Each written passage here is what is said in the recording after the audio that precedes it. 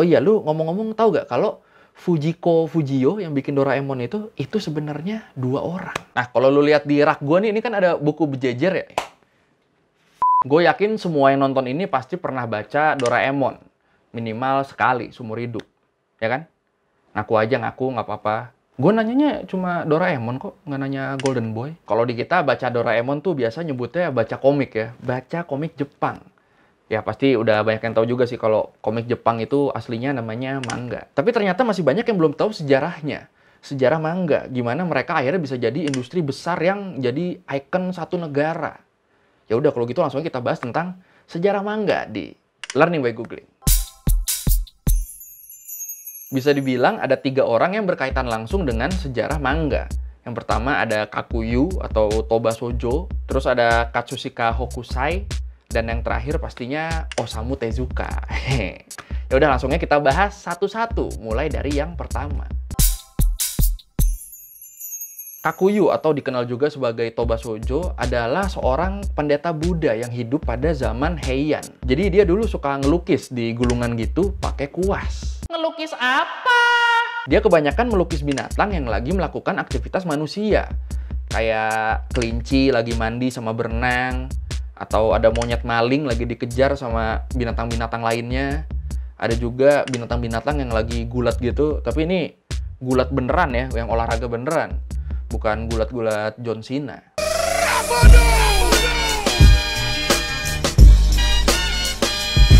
Nah, gulungan gambar Kakuyu yang berhasil ditemukan ini ada 4 biji. Masing-masing panjangnya sekitar 30 cm dan lebarnya itu 11,5 cm. Terus gulungan ini ada 4, jadi kayak 4 series gitu ya.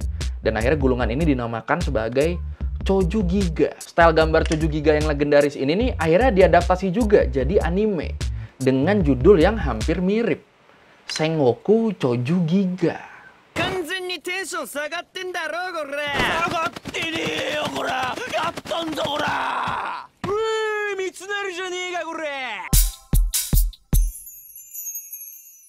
Katsushika Hokusai adalah seorang pelukis ukiyo-e yang terkenal banget. Apaan tuh ukiyo-e?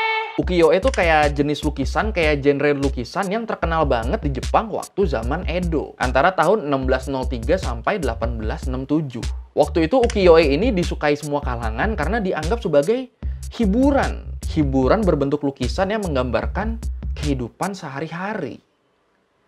Ini berat juga hiburan zaman dulu ya. Gambarnya macam-macam, dari orang, binatang, kabuki, sampai gambar-gambar yang erotis. Saking terkenalnya gambar-gambar Katsushika Hokusai pada zaman itu tuh, akhirnya di tahun 1814, dia ini sampai nerbitin buku yang dikasih judul Hakusai Manga. Di dalam bukunya ada sekitar 4.000 gambar, sampai akhirnya buku ini nih dijuluki sebagai ensiklopedia manga dan dianggap sebagai buku pedoman sketsa pada waktu itu. Nah, kalau yang 2 tadi itu dianggap sebagai pionir manga pada zaman dulu, untuk zaman modern ini banyak yang bilang pionirnya adalah Osamu Tezuka. Kenapa dia pionirnya? Karena emang dia yang mengawali banyak hal dalam produksi manga modern. Kayak Tezuka ini nih adalah orang pertama yang ngegambar manga menggunakan beberapa asisten.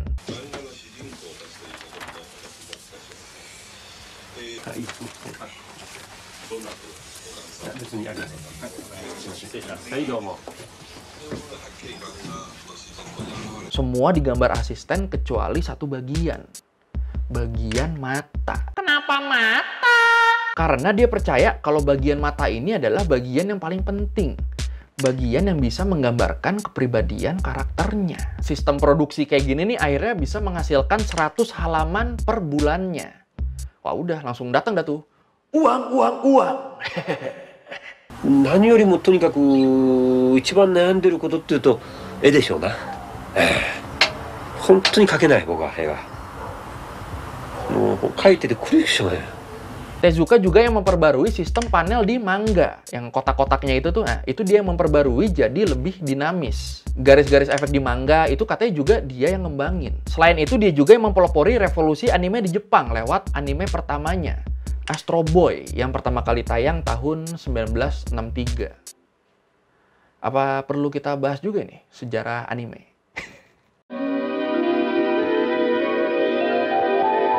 Banyak yang bilang Osamu Tezuka ini kayak Walt Disney-nya Jepang. Tapi emang kenyataannya Tezuka waktu kecil adalah penggemar film-film Disney. Sampai akhirnya jadi inspirasi gambar-gambarnya Tezuka. Sayangnya abis Tezuka meninggal, malah ada satu karya Tezuka yang diplagiat sama Disney ya.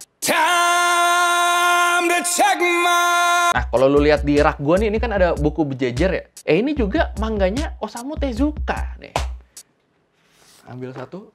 Ini buku judulnya Buddha, keseluruhannya ada 8 buku. Ya ceritanya pasti tentang kehidupan Buddha lah. Biografi Buddha dari mulai dia terlahir sebagai pangeran, terus dia risih sama kehidupan istana, terus dia akhirnya pergi mengembara, ya terus konflik, dapat pencerahan, sampai akhirnya dia meninggal. Itu lengkap di 8 buku ini ceritanya semua. Mantap kan? Jadi buat yang suka nanya-nanya nih, Bang itu buku apa sih? Ya udah ya, ini udah nggak penasaran ya tuh, komik biografi Buddha. Oh iya, ini buku ini juga serial ini sempat menang Eisner Award waktu itu. Jadi tunggu apa lagi? Silakan dipesan sekarang juga.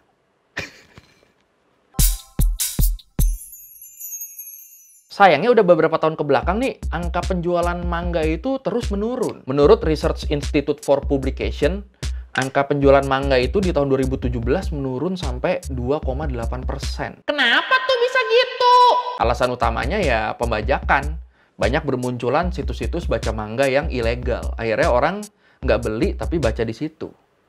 Ayo, siapa? Ngaku. Udah gitu mereka juga sekarang mulai kalah saing sama manhwa-manhwa dari Korea. Manhwa bisa nyesuaiin perkembangan zaman di mana sekarang semua orang punya smartphone. Terus dia akhirnya hadir dengan format webtoon. Bacanya lebih gampang, tinggal scroll terus panel-panelnya lurus ke bawah gitu kan. Sedangkan manga masih pakai format lama yang panel-panelnya tuh buat buku gitu. Belum lagi format webtoon tuh sekarang lebih menarik karena berwarna. Akhirnya banyak orang awam yang bukan fans garis besar manga yang beralih ke sana. Sulit. Gue pernah baca juga, tapi lupa di mana nih. Nanti kalau ketemu gue kasih linknya di description. Pokoknya di yang gue baca itu tuh ada penerbit manga Jepang yang ngeluh. Karena ternyata selain kalah sama manhwa dari Korea, manga Jepang ini juga mulai kekejar sama webkomik dari Cina. Dan dia takut kalau sampai nggak bisa beradaptasi, nantinya manga Jepang ini bakal habis. Tambahan dikit, untungnya keadaan sedikit membaik sejak situs-situs baca manga online ini banyak ditutup. Angka penjualan fisik emang masih cenderung turun, tapi angka yang beli versi digitalnya jadi naik. Makanya yang pengen baca tapi nggak punya duit, usahain bacanya tetap di situs atau aplikasi yang official. Sama aja maling kita soalnya kalau baca di ilegal kan ya. Ya sejak era Tezuka akhirnya makin banyak manga-manga yang bermunculan. Banyak juga yang mulai masuk ke Indonesia. Kebanyakan masuknya lewat Elex di tahun 80-an, dimulai dari Candy. Bahkan beberapa ada yang akhirnya jadi legend, kayak Dragon Ball dan Doraemon. Oh iya, lu ngomong-ngomong tahu gak kalau Fujiko Fujio yang bikin Doraemon itu sebenarnya 2 orang. Yang benar saja! Ya, jadi sebenarnya Fujiko Fujio itu adalah nama pena dari Hiroshi Fujimoto dan Moto Abiko. Nah, dua-duanya ini adalah murid Osamu Tezuka. Jadi mereka kerjasama pakai nama Fujiko Fujio dan mulailah tuh bikin banyak karya. Salah satunya adalah Doraemon. Tahun 1987 mereka bubar, pecah kongsi. Akhirnya mulai pakai nama masing-masing tuh. Fujimoto pakai nama Fujiko F. Fujio, Abiko pakai nama Fujiko A. Fujio. Dan akhirnya Fujimoto yang pakai nama Fujiko F. Fujio yang ngelanjutin Doraemon. Begitu kira-kira ceritanya. Terus apa lagi yang dulu booming di Indonesia? Oh ini, bocah bosial tuh Pak. Detektif Conan. Nah itu tuh. Dulu semua orang pasti baca Detektif Conan. Kok bawa sial? Ya iyalah, tiap ada orang yang mati kan. Dulu Conan waktu diubah jadi anak kecil tuh dia jadi anak SD. Kira-kira seumuran gua. Sekarang dia masih SD, gua udah bisa jadi bapaknya. Dan belum kelar-kelar juga itu cerita. Gila. Terus abis itu mulai era Naruto One Piece. Nah, walaupun Naruto udah tamat nih, masih banyak tuh yang suka debat-debat bagusan mana. Bagusan Naruto, bagusan One Piece. Ya, menurut gue ini debat-debat nggak perlu lah. Apalagi kan yang ngikutin dari dulu tuh ya pasti sekarang kita sama-sama udah dewasa lah. Ngapain sih masih ngotot-ngototan masalah ginian tuh ngapain? Hah? Lagian kan udah jelas, bagusan One Piece. Kalau sekarang apa sih manga yang booming? Kalau dari penjualan kan kemarin yang nomor 1 tuh Kimetsu no Yaiba ya. Cuma gue nggak baca, tapi gue baca Boku no Hero Academia sama One Punch Man juga. Cuma itu kayaknya nggak se-booming yang judul-judul yang gue sebutin sebelumnya sih. Ya kan ya? Sekian learning by googling kali ini. Thank you udah nonton. Kalau lu mau nambahin atau mau nanya atau kali gua ada yang salah, lu mau revisi, ya tulis aja di komen, kita diskusi di situ kayak biasa. Kalau mau ngasih rekomendasi manga-manga yang bagus juga yang orang nggak banyak tahu tapi sebenarnya bagus banget, bisa lu tulis di komen juga. Ya pokoknya thank you. Jangan lupa like, comment, subscribe. Bye. Terakhir semua usah